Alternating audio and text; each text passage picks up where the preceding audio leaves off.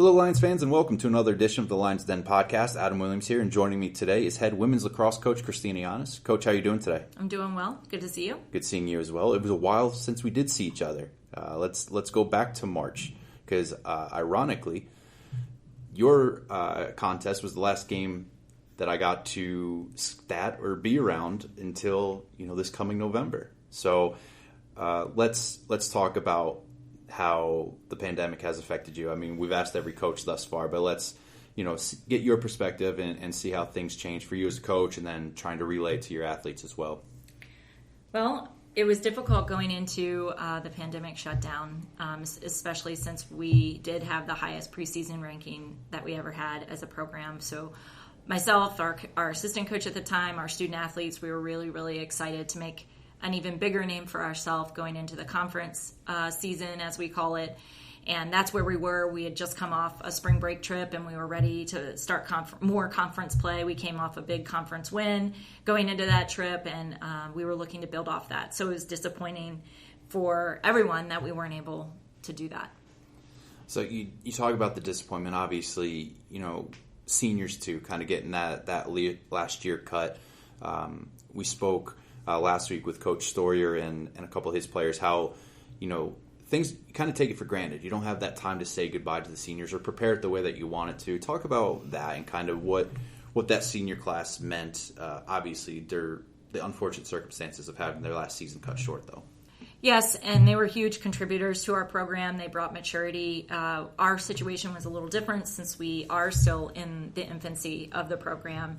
And they came in a little later in their academic college careers and really put a lot of effort and brought a lot of leadership to our young program. So it's disappointing that we weren't able to honor them on a true senior night, but we've found ways to do that.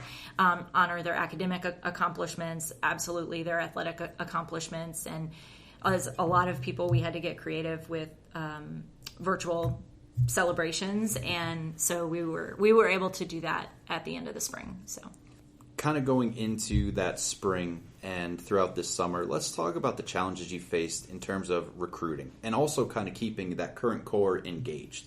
Like you said, a lot of virtual meetings, I'm sure. Zoom is probably a word we never want to hear in the next few months, but let's talk about the recruiting aspect. We decided to establish a routine, try to keep a routine as best we could over the spring and summer. And that went for myself in a recruiting aspect also. It was a really hard period of time to recruit and to be recruited. So I do feel for the senior prospective student athletes also who had their seasons cut short, and they didn't get to finalize a lot of the recruiting tournaments and recruiting opportunities the same way as their classmates previously. So we were definitely more patient with each other. We made that an intentional effort to reach out and to do more FaceTime, use technology to benefit and make personal connections, continue to make personal connections as best we could. And our recruiting class was smaller than we would have liked. I do think there was some impact based off the coming through the pandemic. A lot of student athletes just weren't sure what the fall would look like, and there was a lot of uncertainties. So I think that definitely affected that. But I'm really happy with the freshmen that we have and who've committed to our program. They're making an impact on and off the field, and we enjoy having them on campus. It's nice to be back with them. You mentioned the new additions with freshmen coming in, also a new assistant coach or grad assistant coach. We'll talk on her in a second, but I want to kind of jump a little bit ahead. Preparing for the fall, right? So obviously you are a spring sport, so your preseason would be in the fall, but talk about the biggest differences from, let's say, last fall to this fall in terms of how you have to schedule practices and conduct those. I think the biggest thing that during this time I was able to reflect on what's really important for myself, our coaching staff, and our student athletes. Division II, life in the balance is very, very important, and I think that especially a time right now, we need to take a look at how our student athletes are balancing their time. And mental health is a serious concern right now. We've all had to make changes and adjustments, and what is true today may not be true tomorrow in a lot of different aspects. So just focusing on what we can control and, going into this fall season, understanding that now all of our sports are moving in the spring. So all of us are in our preseason. All of us are training to prepare. And that looks different for some of our teams. And so us as a traditional spring sport, we want to be leaders in what that looks like for sports that don't traditionally train to prepare at this time, and foster a positive environment amongst other student athletes. Let's jump back just a couple points ago. New grad assistant coach, Chloe Zador. Let's talk about what she brings to the program and kind of, the roles that you guys take on in terms of practice, recruiting, scheduling, etc. Yes. So Chloe comes from a really successful program at Florida Tech. She went through some coaching changes there, and I think that brings a perspective from a student-athlete side that's helpful for me to understand in terms of different ways of management and program management, as well as student-athlete management. So that's valuable experience that she brings. She was a goalkeeper there, and I do believe that that's an area where we need to improve, and you can see improvement already just in the fall practices that she's put together and structured for them.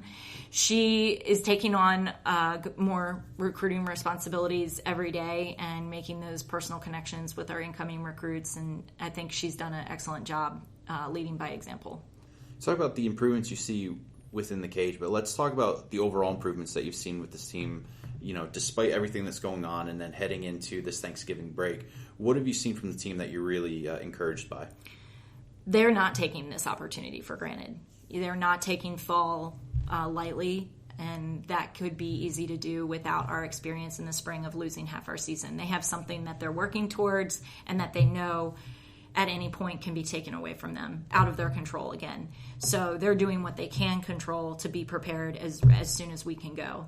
They're excited about getting a season in. I've seen a lot more intentional focus on strategy pieces, managing the game better from the student athletes, and that's exciting to see because that means they're maturing. So I kind of want to piggyback off of that too. So jumping back again, we're kind of time traveling in this podcast here, but we go back to the season that got cut short. As you mentioned, the team was really picking up momentum. The highest preseason ranking, you could certainly see that maturity over the first few years here. What from that squad and from that team, I guess for lack of a better term, do you want to see carry over to what you've seen currently? So what were the pros from that team adding to the pros of this team? Or have they just matured those pros and made them even better? No, I think that we retained a lot of our potent players, and as they're coming back, they've gained confidence.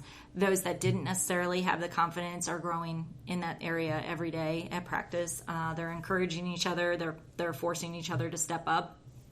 And I think that lends to us being successful in the spring, and we will be able to capitalize on retention of these athletes and the majority of our squad returning. So I'm excited with the returners and the newcomers and what that'll look like. And the more we can practice, the more we're together, the more we get to know each other, the better our results will be. Several months out, let's kind of, as Stuart Jolly says, the 10,000-foot view. Kind of let's see the overall season preview in your eyes, maybe goals that you have for the team and kind of where you see this season going. I would say ready to hit the ground running when we do get back. Our university's got a little bit of a later start, so the schedule's going to look a little different.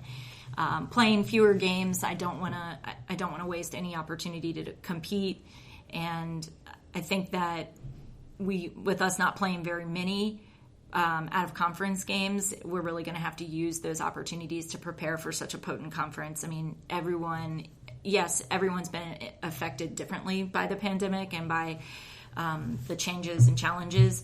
However, we're all still working. I know that I'm full of a conference of great coaches and who are proud of the programs they're building, and it's exciting to be a part and be amongst those coaches.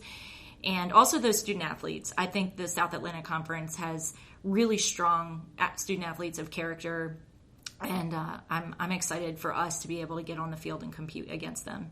So, Coach, I know you're excited. I feel the whole school's excited. I'm excited just to get back to any kind of play. Any here. sport. Any sport Exactly. at this point. We'll take them all at this point. Right. But I do appreciate you taking the time, and I'm sure we'll be catching up throughout the season. Thanks, Coach. Thank you.